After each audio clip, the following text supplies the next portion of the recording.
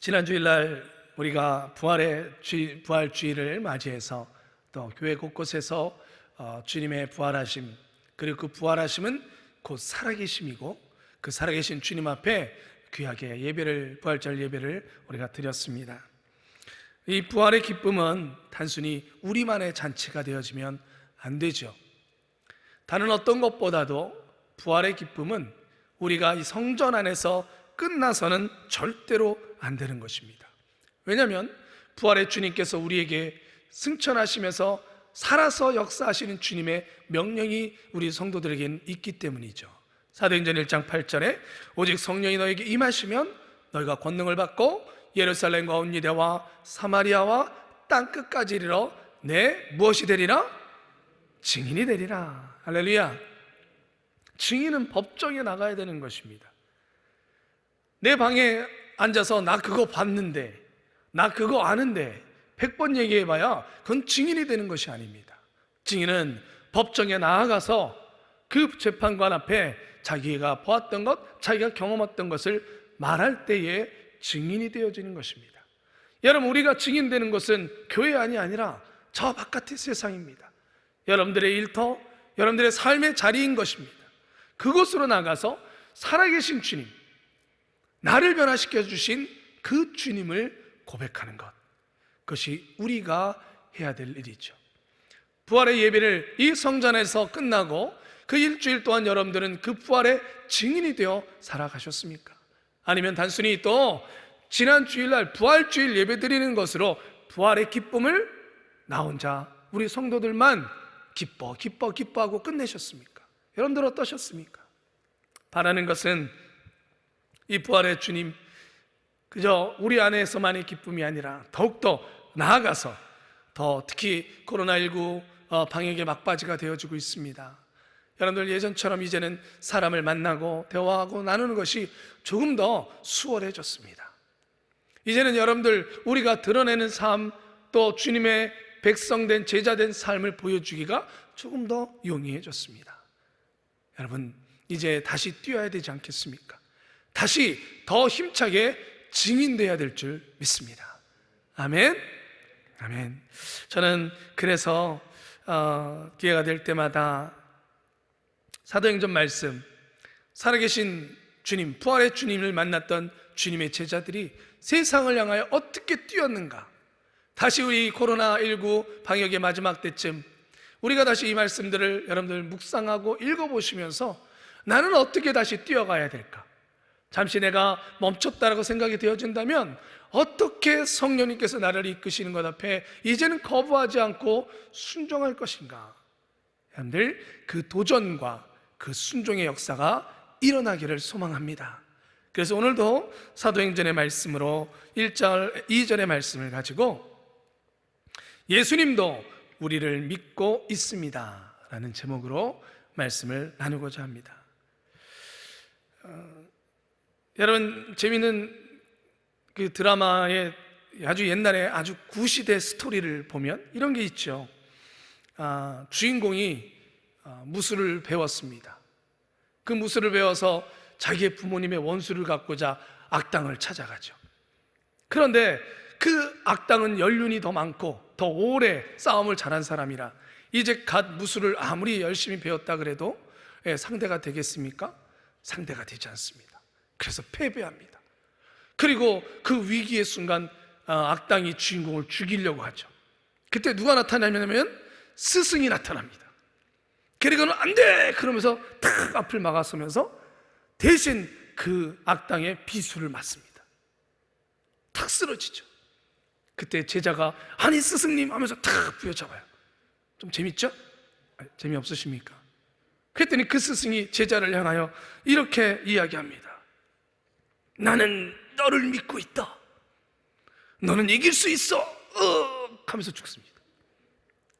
그 순간 그 제자가 스승님 하면서 갑자기 그 드라마나 만화의 그 주인공의 몸이나 이런 게 변합니다. 일명 각성이라는 걸 합니다. 쫙. 그러면서 그가 가지고 있었던 모든 잠재력이 다 발휘가 되는 거예요. 그러고는 딱 일어나서 다시 그 악당과 싸우는데 어떻게 됐겠습니까? 어떻게 그렇게 스토리를 잘 아십니까? 네, 이겼습니다. 그리고 짜잔, 정의는 이긴다 하고 그 드라마나 그 만화는 끝났습니다. 네. 갑자기 굉장히 유치한 스토리를 이야기하죠. 네. 그러나 여러분, 이런 포맷이 뭐 시대가 간다고 그렇게 크게 바뀌어지는 것 같진 않아요. 사람은 어떤 계기가 있습니다. 무엇인가를 알고 내가 스스로 깨달아서 변화되는 계기도 있지만 또 하나의 계기가 있습니다. 그것은 내가 누군가의 필요한 존재가 되어진다는 것. 여러분, 믿음이라는 단어는 우리 교회 안에 되게 중요한 단어죠. 특히 우리는 예배를 시작할 때마다 사도신경을 통해서 우리의 믿음이 무엇인지를 고백합니다. 전능하사 천지를 만드신 하나님을 내가 믿사오며, 나의 믿음이 무엇인지를 우리는 예배를 시작할 때부터 고백합니다. 그래서 사도신경은 기도문은 아닙니다. 그건 고백문입니다. 그러게 여러분, 사랑을 고백할 때 사랑하는 애인을 앞에 두고 눈을 딱 감고 이러면 안 되잖아요. 지그시 사랑하는 여인을 바라보고 말하는 것이죠. 네. 고백이에요. 그래서 어떤 교회는 사도신경을 할 때 눈을 뜨고 서로를 바라보고 얘기한답니다. 네. 저는요, 이런 신앙을 가지고 있어요. 저는 전능하사 천지를 만드신 하나님 아버지를 믿어요. 당신도 믿으셨어요? 네, 그런 거예요. 믿는다라는 건 그만큼 우리 신앙에 있어서 중요해요. 그런데 믿음이 꼭 우리가 하나님을 향하여 믿는 그 믿음만 있을까요? 제가 오늘 제목으로 붙였는데, 주님이 우리를 믿고 있다, 이 말은 틀린 말일까요? 여러분들 어떻게 생각하십니까? 물론 이 말을 들으면 주님이 나를 믿을 게 뭐가 있어, 나 같은 존재를 어떻게 믿어 주님이. 맞죠. 우리가 주님을 믿는다라는 건 맞는 말이에요. 왜냐하면 주님은 신실하시고, 주님은 그 말씀에 거짓이 없으시고, 그 약속을 지켜주시고, 마땅히 주님은 믿을 만한 분이기에 우리가 믿는 주님을 믿는다는 건 당연해요.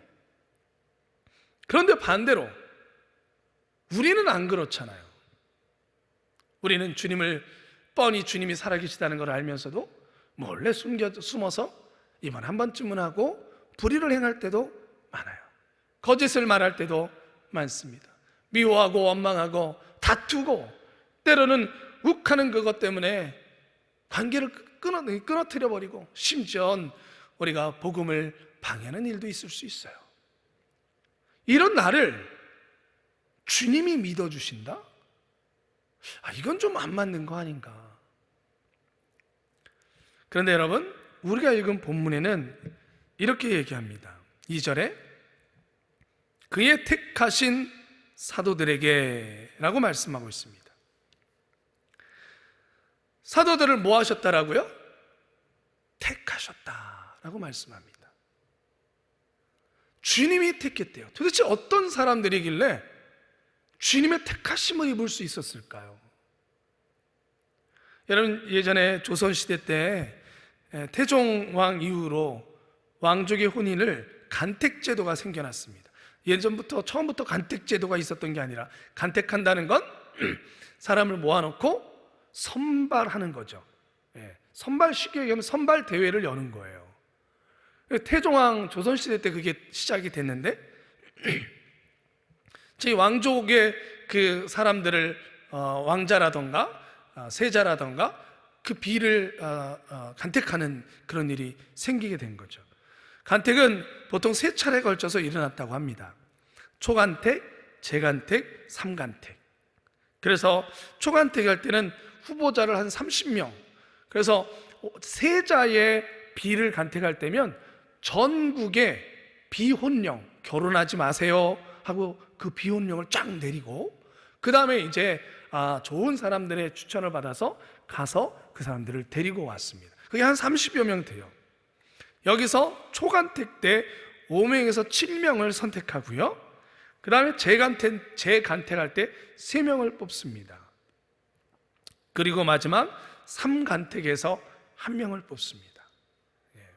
그러니까 굉장히 어려운 관문을 뚫고, 당연하겠죠. 왕족이 되어지는 거니까 당연하겠죠.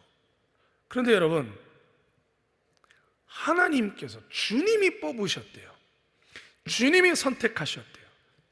야, 그러면 얼마나 대단한 사람들을 뽑았겠습니까?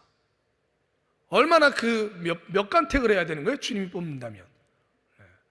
요즘 이번에도 우리가 대통령과 함께할 정부 요직들을 이제 선발했는데, 그 선발한 사람들에 대한 이야기들이 얼마나 많습니까? 매 정부마다 그런 일들이 일어나죠. 이것이 문제다, 이것이 문제다, 이것이 문제다. 그거 통과하려면 집안이 온통 뒤집어 엎어져야 되죠. 어려운 거예요. 하물며 대통령이 뭐 뽑는 정부 요원도 그러는데, 주님이 뽑은 사람은, 그런데 주님이 뽑았던 제자들을 보면, 선택했던 제자들을, 사도들을 보면 누구예요?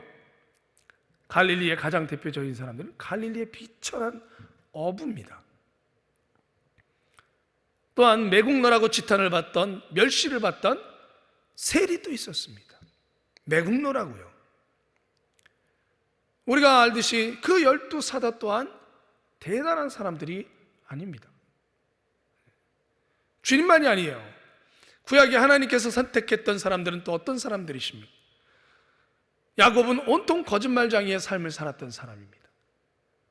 야곱의 12아들 중에 넷째였던 유다는 장자의 권한을 얻기는 했지만, 그러나 그가 뭐 대단했느냐?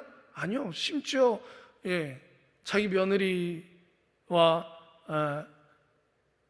간음을 하게 되어지는 그런 일을 하게 되어지는 존재였습니다.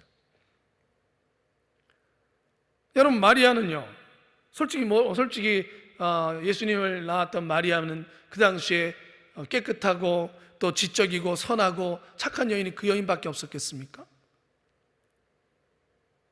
엄밀히 얘기하다 보면 아브라함, 이삭, 야곱, 다윗 다들 대단한 것 같지만, 그들의 이름에는 믿음의 조상 아브라함, 하나님의 마음에 합한 자 다윗, 대단한 이런 명칭이 붙지만, 처음부터 그런 사람들이었을까요? 선택받을 때부터? 아닙니다. 아닙니다. 그들이 훈련받고 주님이 만들어 가셨어요. 그 이름을 받을 수 있도록. 처음에 선택될 때는요, 아브라함 그런 사람 아니었어요. 다윗 그런 사람 아니었어요. 목동이었어요 또. 그런데 그런 사람들 하나님이 선택하셨습니다. 여러분과 저는 어떻습니까? 여러분과 저는 이렇게 지금 오늘 주님 앞에 예배드리고 있지만, 처음 주님을 믿을 때를 한번 생각해 보십시오. 주님이 여러분들을 불러 교회에 올 수 있도록 그런 존재들이셨습니까? 저는 말씀을 준비하면서 제 자신을 생각해 봐도 6학년 때 여름에 교회를 가게 되어 처음 친구랑 가볼까? 진짜 그랬어요. 가볼까? 불교 집안에서 자라났고, 초등학교 때는 예수님 믿는 아이들이랑 다투기도 많이 하고, 말싸움도 많이 하고, 누가 좋으니 누가 세니, 그렇게 했던 내가 도대체 왜 그때 교회를 가볼까? 여름에. 그리고 그 수많은 사람들이 모여있고 제가 복잡한 것을 잘 안 가는 성격인데요. 그리고 한 번도 아니고 계속 버스를 2번 타고 다니게 되어졌을지 참 신기할 따름이에요. 저는 다른 걸로 설명할 방법이 없습니다. 왜? 제가 환상을 본 것도 아니고, 제가 갑자기 하늘에서 음성이 들려온 것도 아니었어요.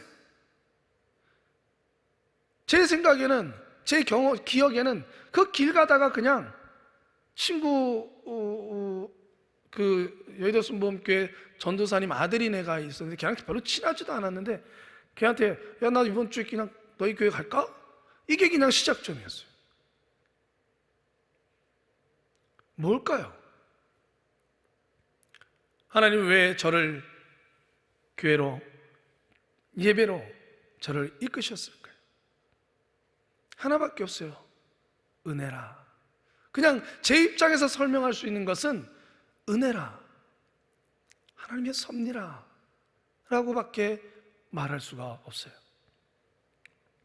여러분, 사도 바울이 고린도전서 1장 1절에 이렇게 성도를 표현합니다. 하나님의 뜻을 따라 그리스도 예수의 사도로 부르심을 받은 나 바울은 하나님의 뜻을 따라 그리스도의 사도로 부르심을 받았다라고 고백하고 있습니다. 무엇에 따라? 내가 왜 선택받았느냐? 그것은 하나님의 뜻에 따라였다라고 사도 바울도 고백하고 있어요. 자신의 어떤 잘남이나 대단함이나 당연히 하나님이 나를 선택할 수밖에 없어가 아니라 그저 하나님의 뜻에 따라. 여러분, 하나님의 뜻이라는 단어는 헬라어로 델레마라는 단어를 써요. 근데 이 델레마라는 단어가 델로라는 소망하다라는 단어에서 나왔어요. 그러니까 하나님의 뜻이란 하나님이 소망하셨다라는 거예요. 하나님이 소망을 가지고 있다라는 거예요. 여러분, 우리가 아는 것처럼 믿음과 소망은 불가분의 관계입니다. 이건 뗄 수 없습니다. 믿음은 소망을 낳습니다. 아멘이십니까? 소망은 믿음을 더욱 견고하게 만듭니다. 믿음과 소망은 동전의 양면과 같습니다. 사람에게서 믿음은 있는데 소망이 없어 라고 말하는 것, 이건 말이 안 됩니다. 믿음은 있는데 소망은 없어. 난 너한테 소망을 가지고 있어. 근데 난 너 안 믿어. 여러분, 이게 말이 됩니까? 나는 너한테 기대해. 네가 그거 잘할 거라고 기대해. 근데 안 믿어. 아, 그거 거짓말이죠, 그거. 그렇죠? 안 기대하는 거죠. 그러니까 믿음이 있는 곳에는 뭐가 있어요? 소망이 있어요. 소망을 가진 사람은 소망이 커질수록 믿음은 더욱더 견고해지는 거예요. 그러니까 하나님의 뜻을 따라 하나님께서 사도 바울을 불렀다라고 고백했는데, 여러분, 저와 여러분도 마찬가지입니다. 주님이 우리를 주님의 교회로, 몸된 교회로, 믿음의 자리로 이끌어 주심은 우리에게 뭘 가지고 있다는 것? 소망을 따라, 하나님의 뜻을 따라 부르셨다는 것이고, 그거는 하나님이 우리에게 소망을 두신다는 것이고, 다른 말로 얘기하면 하나님이 주님이 우리에게 믿음을 가지고 있다는 것입니다. 할렐루야, 할렐루야. 이 말씀을 믿으시기를 주님의 이름으로 축원합니다. 여러분, 선택한다는 것은 다른 무언가를 포기하는 것입니다.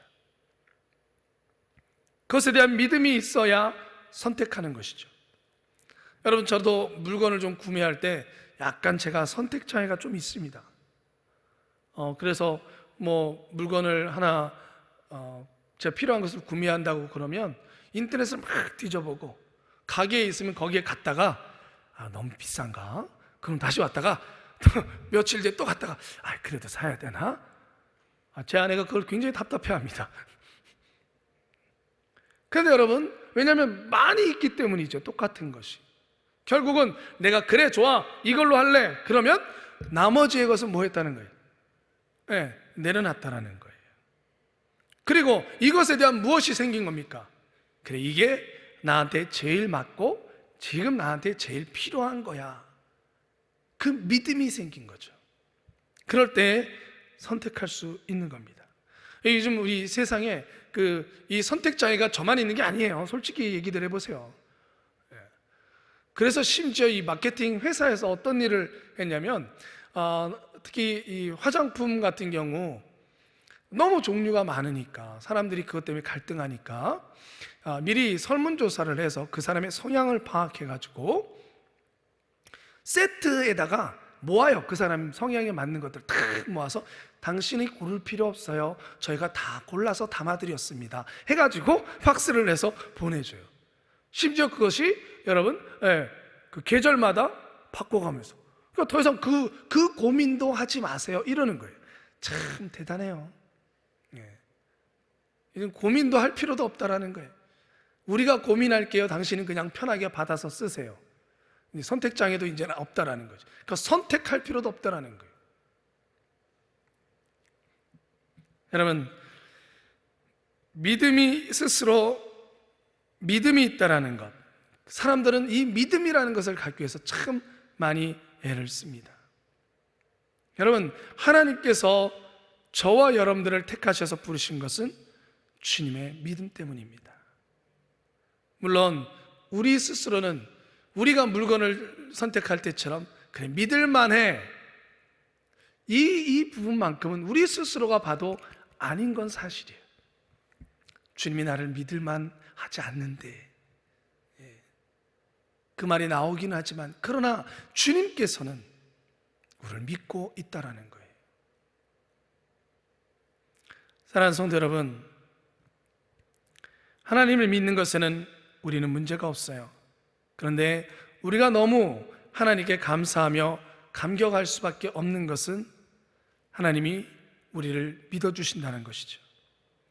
그리고 하나님이 우리를 믿어주시지 않았다면 무엇 때문에 예수님을 십자가에 죽이시며 우리를 구원하려고 하셨겠습니까? 그럼 도대체 뭘 믿는다는 걸까요? 우리에게 무엇을 소망하며 무엇을 기대하신다는 걸까요? 도대체 주님이 뭘? 우리같이 불완전하고 우리같이 들쑥날쑥하고 나도 나 스스로를 믿지 못하겠는데 왜 주님은 우리를 믿고 택하셨을까요? 여러분, 우리가 믿음에 대해서 정의를 내려본다면 성도의 믿음이란 우리가 하나님을 믿기 전에 먼저 우리를 믿어주신 하나님의 믿음에 대한 우리의 응답이라고도 말할 수 있습니다. 우리가 반응하는 것입니다. 어쩌면 우리가 주님을 믿는다는 것은 주님이 우리를 믿어서 우리를 부르셔서 우리가 주님의 구원하심을 통해서 하나님의 자녀가 다시 되어졌고 그것에 대한 응답을 우리가 보이는 거예요. 그것이 믿음의 삶입니다. 그냥 의무가 아니라 예수 믿으면 이렇게 살아야 된대 라는 의무감에 젖어지는, 그것을 다른 말로 얘기하면 율법입니다. 해야만 하는 것, 나는 원하지도 않는데, 이게 아니라 여러분, 나를 믿어주는 사람에게는 나는 그 믿음에 응답하고 싶은 마음이 생겨나는 것이죠. 결국 우리의 성도의 믿음 생활이란 주님이 우리를 부르신 그 부르심에 우리가 응답하는 것입니다. 할렐루야. 그 믿음이 저와 여러분 안에 있기를 원합니다. 오늘 주님께서 우리를 믿고 선택하신 이유를 이렇게 얘기해요. 예수께서 행하시며 가르치시기 시작하신 때부터 그가 택하신 사도들에게 성령으로 멸하시고, 뭐라고 얘기하냐면 선택하신 이유를 뭐로 부르시기 위해서? 사도로 부르시기 위해서라고 얘기합니다. 택한 이유가 사도래요.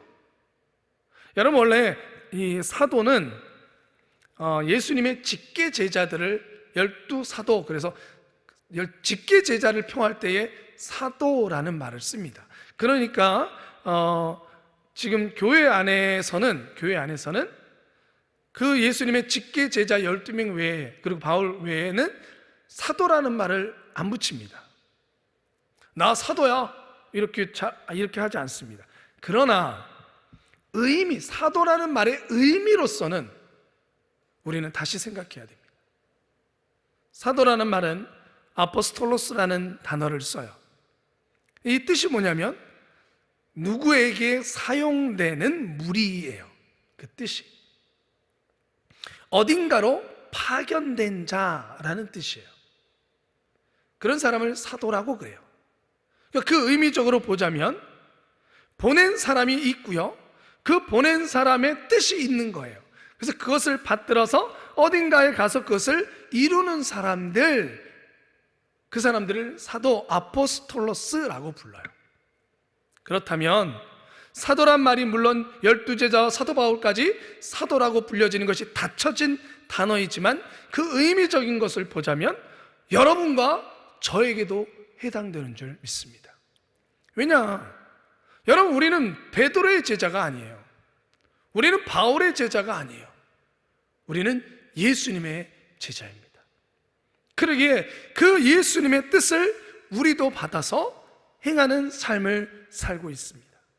비록 공식적인 명칭으로 우리가 사도를 쓰지 않는다나, 그러나 그 의미적인 면에서 우리는 사도로 주님이 우리를 부르시길 원하신 것입니다.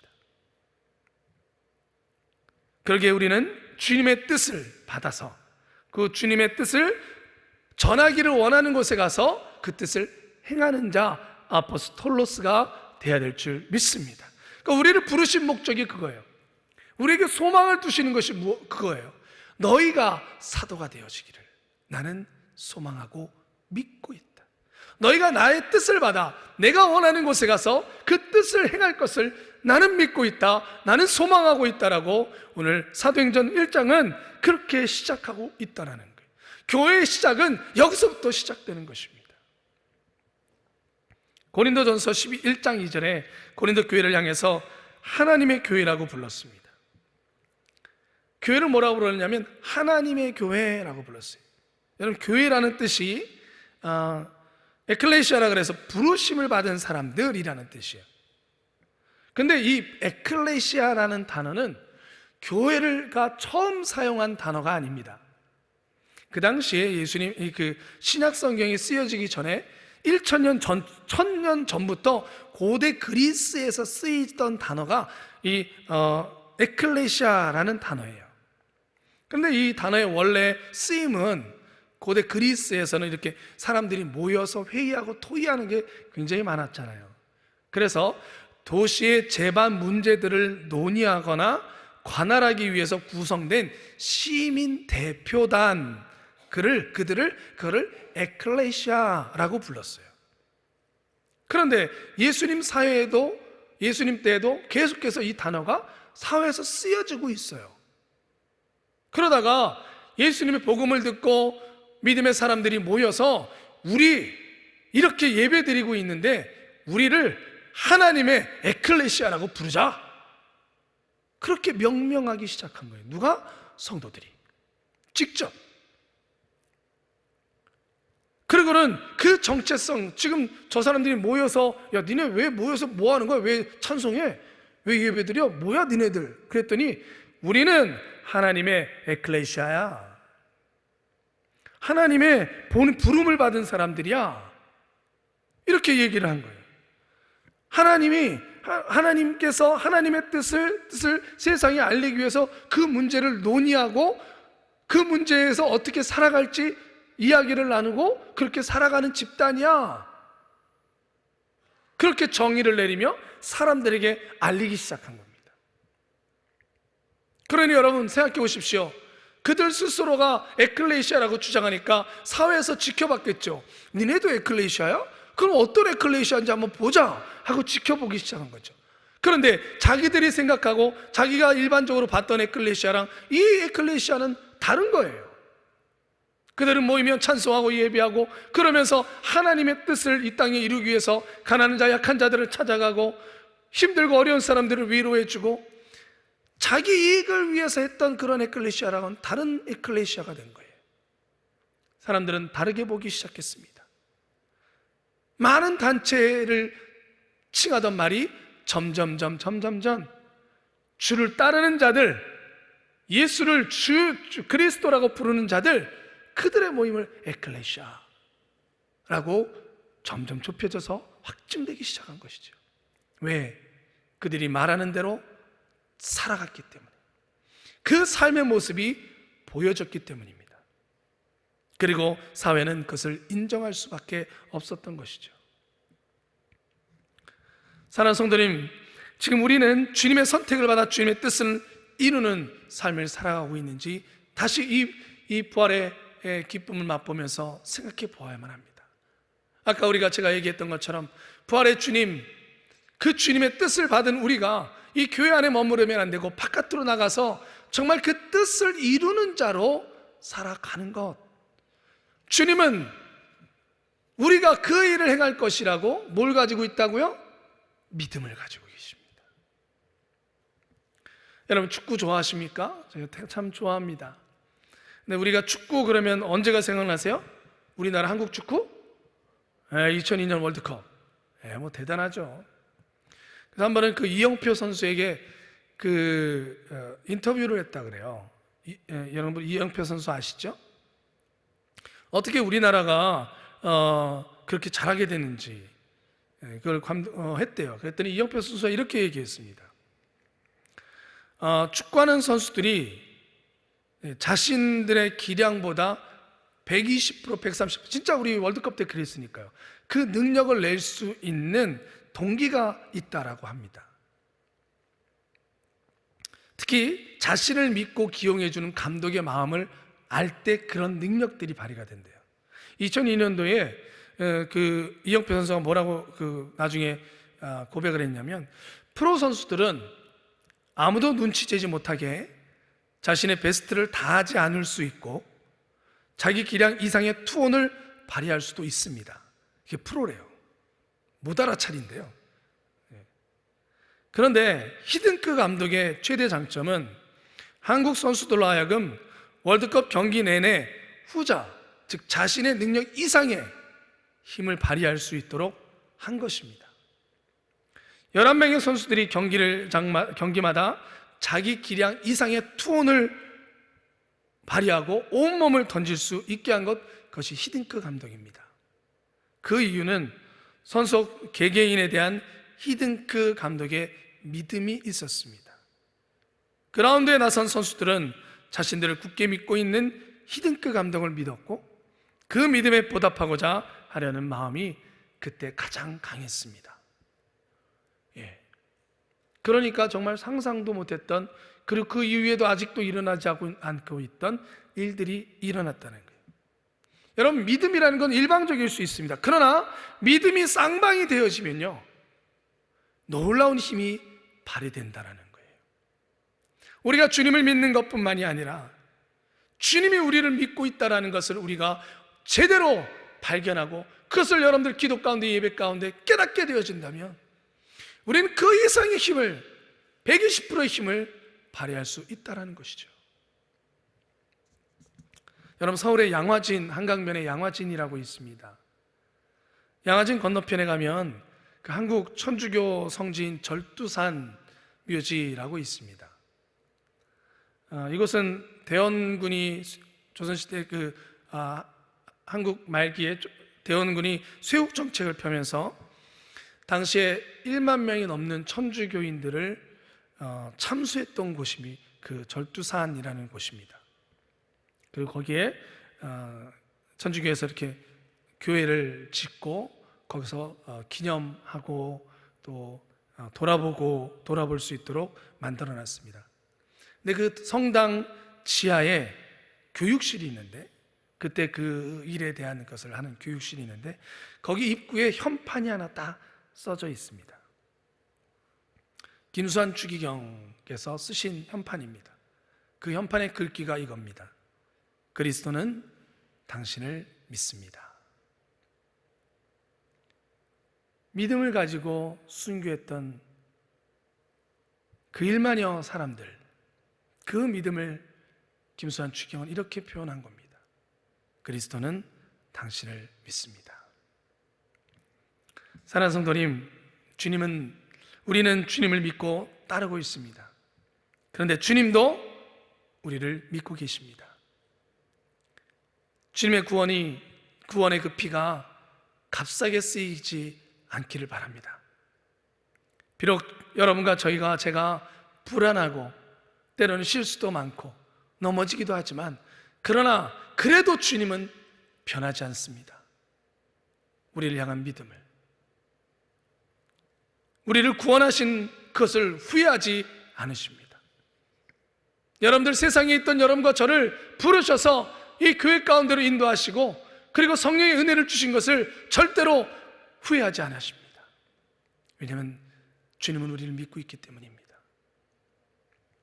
이 죄악의 세상을 나아가서 주님의 뜻에 따라 온통 죄악 가운데 아직도 있는 이 땅에 하나님의 나라를 이루어 나가고, 우리를 선택하셔서 울퉁불퉁하지만 그럼에도 불구하고 매주마다 나와서 예배하며 성령님을 통하여 은혜를 받고 다시 세상으로 나아가 하나님의 나라를 이루어갈 우리를 주님은 믿고 계십니다.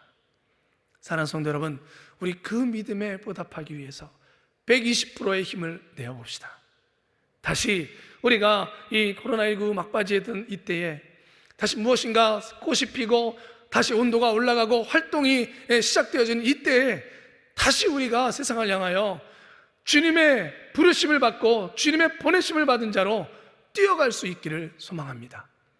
그런 결단이 여러분들 직장에 나가시면서, 여러분들의 삶의 터전에 나가시면서, 학교로 나가시면서 일어나기를 주님의 이름으로 축원합니다. 성령께서 함께 하시고 도우실 줄 믿습니다. 기도하겠습니다. 이 시간에 우리 함께 기도하겠습니다. 오늘의 말씀을 생각하며 기도하십시오. 주님께서 뜻을 알려주셨으니 여러분들 결단의 고백을 하시길 바랍니다. 주님의 뜻을 어떻게 이루어나갈지, 주님의 믿음 앞에 어떻게 보답해 나갈지, 여러분들 입술에 성령께서 이끄시는 대로 고백할 때에 성령께서 힘주실 줄 믿습니다.